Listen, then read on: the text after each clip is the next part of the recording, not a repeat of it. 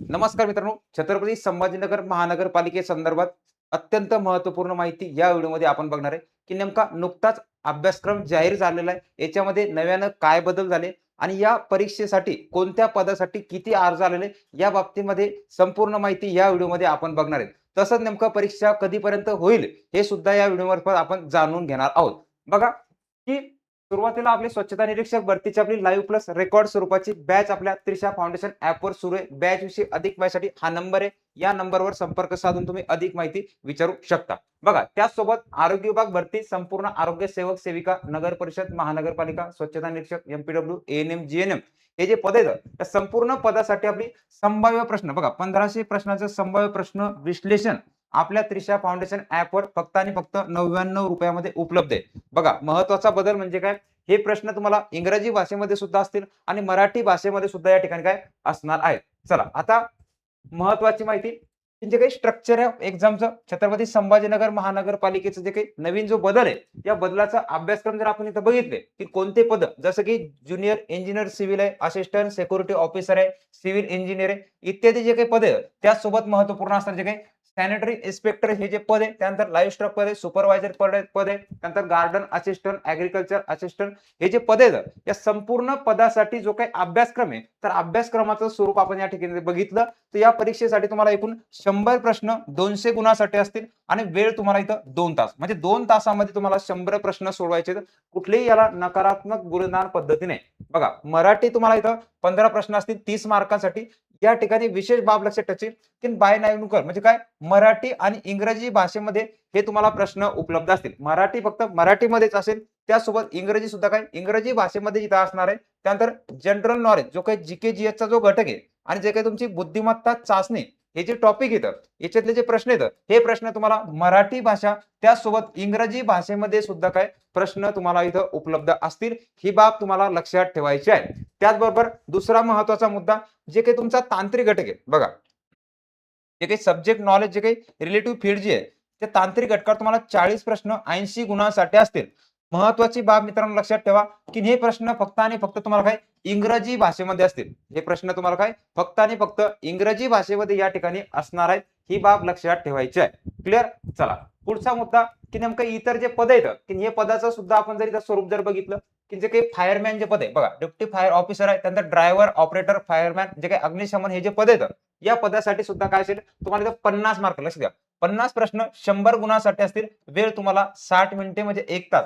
बाकीसाठी तुम्हाला काय वेगळं इथं तुम्हाला कौशल्य चाचणी इथं असणार आहे. हे लक्षात ठेवायचंय. हे तुम्हाला इथं जे काही 20 प्रश्न जे असतील, हे तुम्हाला तांत्रिक घटकावरचे हे तुम्हाला मराठी आणि इंग्रजी या दोन्ही भाषेमध्ये उपलब्ध असतील. हे लक्षात ठेवायचंय. बघा, आता नेमका अभ्यासक्रम काय? की एकूण तुम्हाला इथं जे काही 15 प्रश्न आहेत. बघा, मराठीमध्ये तुम्हाला जे काही 15 प्रश्न विचारतील, इंग्रजीमध्ये 15 प्रश्न विचारतील. या 15 प्रश्नामध्ये अभ्यासक्रम काय-काय वाचायचे?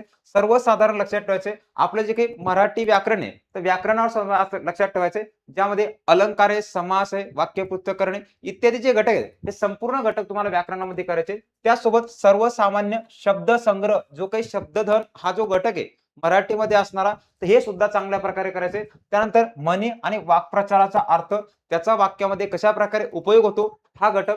त्यानंतर तुम्हाला इथं उतारा असणार. लक्षात घ्या, की 5 मार्कासाठी तुम्हाला उतारा असेल. उतारा तुम्हाला तिथंच उत्तर चांगलं व्यवस्थित वाचायचंय. चांगलं वाचन असलं, सहजरित्या उत्तर तुम्हाला निघतील. त्यानंतर वाक्य पृथक्करण आणि त्याचे कोणकोणते प्रकार आहेत, हे घटक तुम्हाला काय या ठिकाणी विचारले जातील. क्लिअर? बघा, त्यानंतर दुसरं इंग्रजी 15 प्रश्न 30 मार्कासाठी असतील.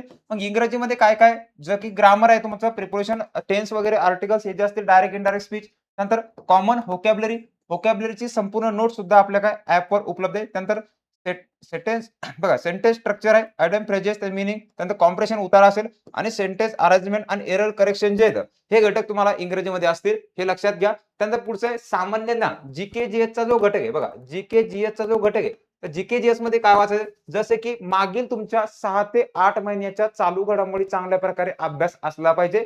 संपूर्ण चालू घडामोडीची पीडीएफ निशुल्कपणे प्राप्त करण्यासाठी आजच त्रिशा फाउंडेशन ॲप डाउनलोड करा. जर अडचण असली तर खाली हा नंबर दिलेला आहे किंवा या नंबरवर तुम्ही संपर्क साधून अधिक माहिती विचारू शकता.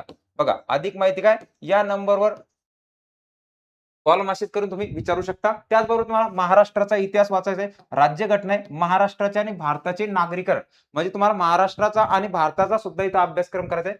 त्यानंतर अजून महत्त्वपूर्ण जो काही संपूर्ण महानगरपालिकेमध्ये विचारला जाणारा जो काही महत्त्वाचा अद्ययावत असणारा जो मुद्दा आहे, ज्यामध्ये अद्ययावत तंत्रज्ञान आणि पर्यावरण ज्या काही समस्या आहेत, नवीन जे काही टेक्नॉलॉजी आहे, टेक्नॉलॉजीशी निगडीत हा जो काही अभ्यासक्रम आहे, हा संपूर्ण महानगरपालिकेमध्ये काय लागू झालेला आहे. जे ठाणे महानगरपालिकेची तयारी करतात, तर त्यांच्यासाठी सुद्धा हाच अभ्यासक्रम असणार आहे. कारण की संपूर्ण जी परीक्षा आहे, तर 1949च्या अधिनियमानुसार होते. त्यामुळे हा अभ्यासक्रम फॉलो करून त्यांनी सुद्धा काय आतापासून तयारी करा. बघा त्यानंतर वारसा स्थळे, त्यानंतर ऊर्जा संसाधने कोणते येतं, जसं की जे काही जल आहे, त्यानंतर वायू असणार आहे, त्यानंतर खनिजावर आधारित, त्यानंतर हरित बांधकाम काय आणि त्यानंतर डिझास्टर मॅनेजमेंट, घन कचरा व्यवस्थापन हा जो टॉपिक आहे, हा तुम्हाला जीके जीएस मध्ये सुद्धा आहे. आणि जे काही तांत्रिक घटक आहेत, तर या तांत्रिक घटकामध्ये सुद्धा काय हा टॉपिक तुम्हाला तिथे विचारला जातो. क्लिअर? बघा आता पुढचा घटक की बुद्धिमत्ता चाचणी रिझनिंग मध्ये काय असेल, जसं की इंटरव्हेन्शन, डाटा ग्राफिक्स, त्यानंतर डीआयचा घटक डायरेक्शन आहे, त्यानंतर अरिथमॅटिक रिझनिंग असेल, स्टेटमेंट अनालॉजमेंट असेल, त्यानंतर डिस्कशन मेकिंग स्टेटमेंट, त्यानंतर अनालॉजी, नंबर सिरीज हे जे घटक आहेत, हे दैनंदिन इतर परीक्षामध्ये विचारले जाणारे जे टॉपिक आहेत, हेच टॉपिक त्या ठिकाणी तुम्हाला विचारल्या जाणार आहेत. ते लक्षात ठेवायचंय. बघा त्याचसोबत महत्वाचं म्हणजे कोणत्या पदासाठी किती अर्ज आलेले बघा, कितीची परिपत्रकानुसार माहिती आपण बघत आहोत की जे काही Chhatrapati Sambhajinagar municipal corporation recruitment वरील जे पोस्ट येतं, तर 17/2/2026 ते 31 मार्च 2026 पर्यंत की कोणतं पद आहे, कोणत्या पदासाठी किती अर्ज या ठिकाणी सादर झाले. तर जसं की ज्युनियर इंजिनियर हे जे पद आहे बघा, या पदासाठी एकूण अर्ज जर आपण इथं बघितले, बघा एकूण अर्ज किती आले तर या पदासाठी 12,876 एवढे अर्ज आलेले आहेत. त्यानंतर डिप्टी फाईल सेशन आहे. तर आता मूळ मुद्दा आपल्याला पाहायचा आहे. याची संपूर्ण पीडीएफ तुम्हाला टेलिग्राम चॅनलवर प्राप्त होईल. बघा, जे काही सॅनिटरी इन्स्पेक्टर हे जे पद आहे, या पदासाठी एकूण 12 जागा होत्या. लक्षात घ्या. किती? 12 जागासाठी किती अर्ज आले लक्षात ठेवायचे की सॅनिटरी इन्स्पेक्टरसाठी एकूण कंप्लीट फॉर्म किती जणांनी केले तर 4,420 जणांनी काय केले? कंप्लीट अर्ज इथं भरलेले आहेत. ज्यामध्ये 667 जे काय इनकम्प्लीट होते. अनपेड जे काही 4,177 बघा 4,177 विद्यार्थ्यांनी काय फीस पेड केलेली आहे. त्यानंतर अनपेडची सुद्धा इथे यादी संपूर्ण लक्षात ठेवायची. म्हणजे एकंदरीत जर आपण बघितलं तर 5,087 विद्यार्थी जे आहेत, तर 12 जागांसाठी त्यांनी अर्ज केलेला. या ठिकाणी जी काही स्पर्धा आपण जर बघितली, जवळपास एका जागेसाठी 500 उमेदवारांची स्पर्धा या ठिकाणी आपल्याला काय बघायला मिळते. त्या दृष्टिकोनातून आतापासून आपण काय अभ्यासाला सुरुवात कर. बघा त्यासाठी संपूर्ण याचे आपले जे काही बॅच आहे, ही बॅच सुद्धा उपलब्ध आहे. जे की तुम्हाला इतरही परीक्षासाठी ही बॅच उपलब्ध असणार आहे. लवकरच सार्वजनिक आरोग्य विभागाची सुद्धा जाहिरात येईल. त्या जाहिरातीमध्ये सुद्धा तुम्हाला हे पद पाहायला मिळतील. ज्यामध्ये आरोग्य सेवक, सेविका, त्यानंतर एमपीडब्ल्यू बहुउद्देशीय आरोग्य कर्मचारी आहे, त्यानंतर स्वच्छता निरीक्षक आहे. हे जे पद आहेत, हे संपूर्ण पद जिल्हा परिषद संपूर्ण अंतर्गत भरले जाणार आहेत.